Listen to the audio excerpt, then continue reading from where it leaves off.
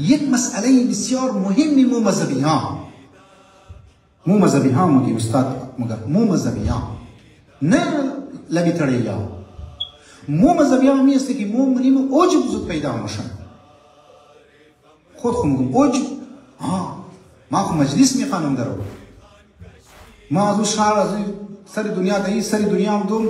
این تو مرد دعوت داده پناه به ذات خدا پناه میخوایم به ذات پروردگار عالم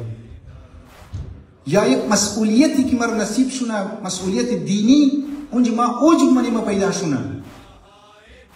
ما یم دیگه نه خدا تو رو توفیق داده که تو در راه دی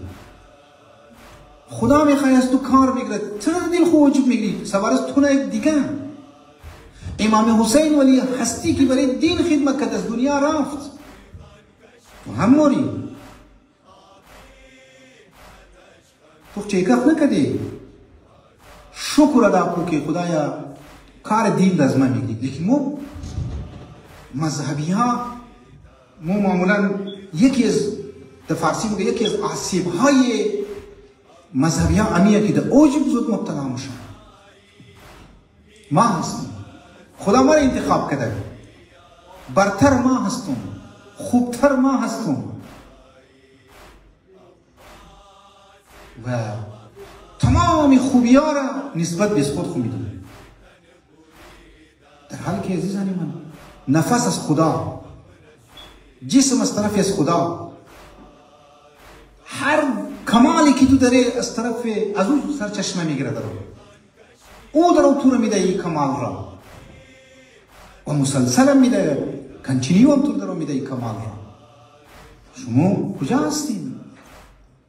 در کارهای دین خدمت که مو انجام میدی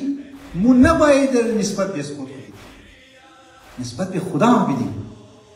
و مو مذهبی های کاری بدی دیگه ای که داریم و یکی نه فقط خوبی ها را به خود نسبت میدیم نسبت به خدا کسته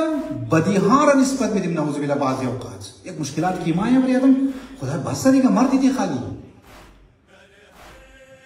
ما مرد در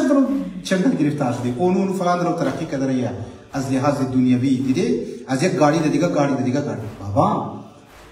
ریشه مشکلات خود تو هستی این خطرناک تره